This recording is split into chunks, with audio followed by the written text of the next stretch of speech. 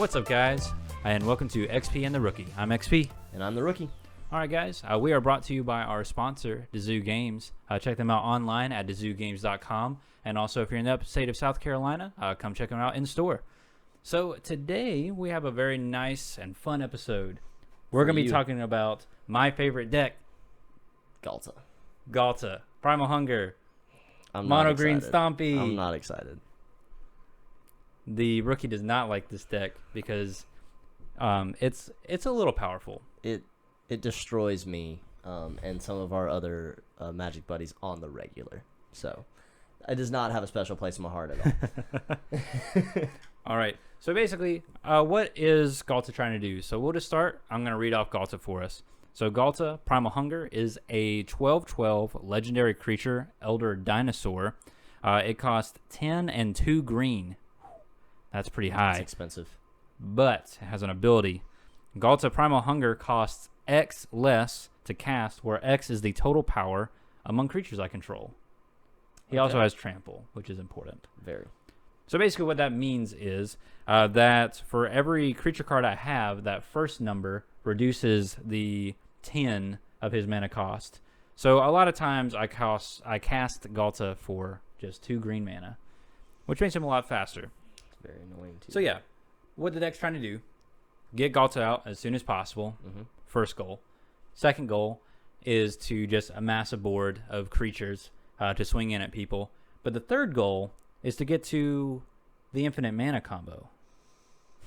Yes, the infinite mana combo. Explain that to us. Okay, so thank you, M20, for giving me this wonderful combination.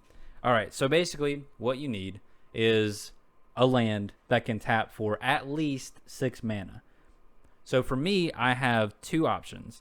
I have Nykthos, Shrine to Nyx, which is a rare land, or a rare legendary land from Theros. You can tap it to add 1 to your mana pool, or you can pay 2 and tap it.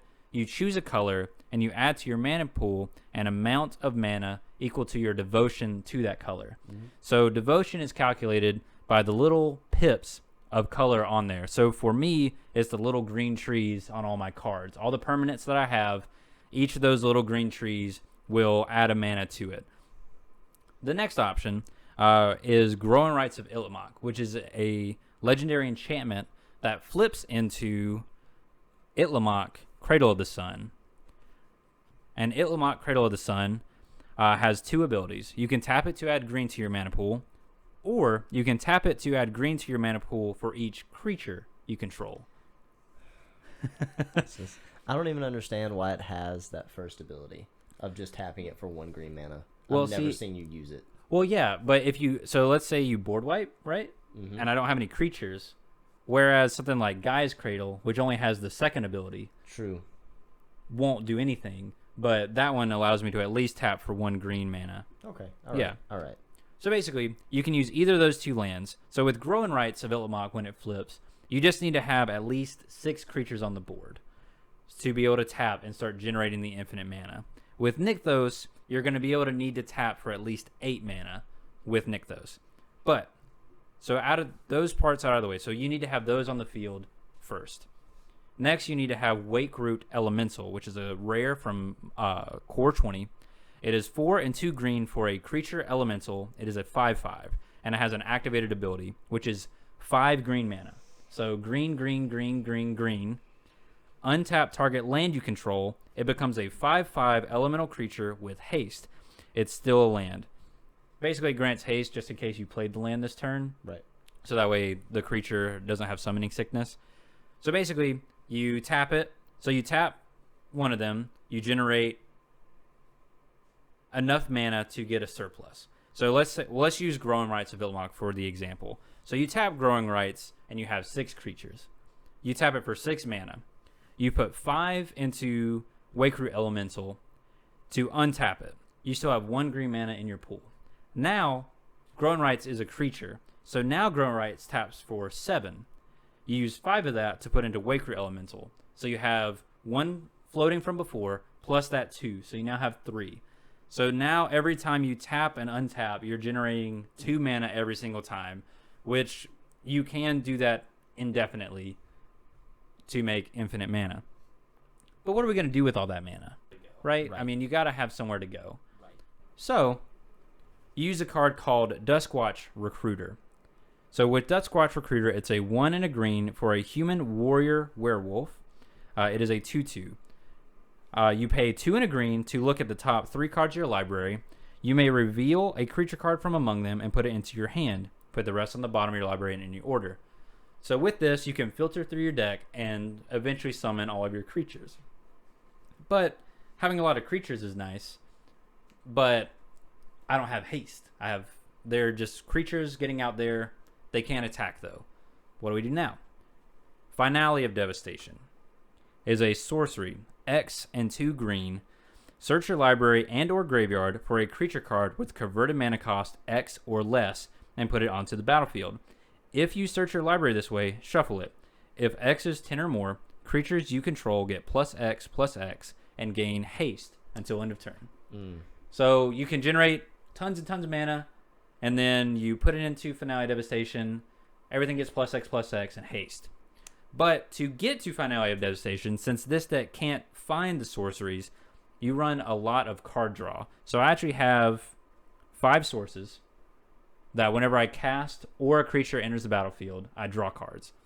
So that way I can eventually get through my entire deck, play my entire deck, have all my creatures out, feed into Finale of Devastation, and then swing out for the win. But that's basically how the deck runs. I also have tutors to be able to get the pieces of the combination. I have shared summons, another piece from Core 20. It's 5 mana, 3 and 2 green to search your library for 2 creature cards and put them into your hand. Then you shuffle. I have Fierce Empath, which when it enters battlefield, you search your library for a converted mana cost 6 or more. Wake Root Elemental is 6, so you can grab Wake Root and do what you need to do there.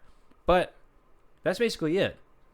And honestly, a lot of times I don't need the combination to like win. A lot of times I'm able just to get enough creatures on the board to kind of be able to swing out and just take it all home. But now we're going to a little bit of the part where this is the entrance fee to this deck. Yes. Yeah. So keep in mind, I've been building this deck for basically since Ghalta was released in Rivals. So it's been just under 3 years that I've been working on the deck. And I've traded, I've bought boxes and bought singles for it. This is my favorite deck. So a lot of times I'm prioritizing to put the best cards into this deck as well. So this deck, the exact list is $442.76 to build it. Yeah. That's a high cost. Yeah. It's a lot. It is a lot. It is very powerful, as the Rook can testify. Yes. But it also built it over time. Right. So if you really break it down over time, also a lot of the deck is just bulk. A lot of the deck is $1, $2 or less. A lot of it is less. And honestly, you can build a very effective Ghalta deck. Like the first iteration of Ghalta that I built and loved enough to keep building on it, man, I would have a hard time imagining if it was any more than $50, to be completely honest. Because all it was were these little cheap mana dorks, the land ramp, like Cultivate, Kadama's Reach, things like that, just to build up, get enough lands and like creatures with bigger power to be able to get Ghalta out quickly. Right. But then just over time, I added and added and added, and eventually I made some bigger like purchases to get like more cards to like finish out the game and just make it more cohesive and more of a just powerful unit as a deck. But that's how I like to play. So Rookie, yes, what are your thoughts on Ghalta? So I'm not a green player at all. That's probably that and white are my 2 lowest colors that I don't really appreciate. But looking at the Ghalta deck, if you're someone who wants to come into a game and overpower your opponents, you don't really want to outthink them. Not to say that this deck doesn't make you think, but what I mean is if you want to get in here and just ramp and throw big creatures and just swing for 100 points of damage, which is easily done in this deck, this is what you want to do. If you're an aggro player, you like ramp, you like lands, you like big creatures, this is what you want to go with. It's a really, really effective deck at doing that too, especially with all of the like the mana dorks. Yep. Those are for anyone who doesn't know what a mana dork is. Right. It's usually a really cheap creature or a really cheap permanent that you can put onto the field that somehow allows you to get some sort of mana. For you, I know Llanowar Elves is one of yours, right? And there's a few other ones in the deck as well. But those mana dorks really boost this deck because early in the game you can already start developing that mana buildup. And then eventually you get to your, Nykthos or, your Wake-Root Elemental, and you've got the lands to, even if you don't have it perfectly, you've got the lands to build you up. Exactly. So yeah, it's a great deck if you're aggro creature type kind of player. Right, yeah. If you just want to get a big army on the field and swing it all at your opponent, yes, this would be the deck for you. Exactly.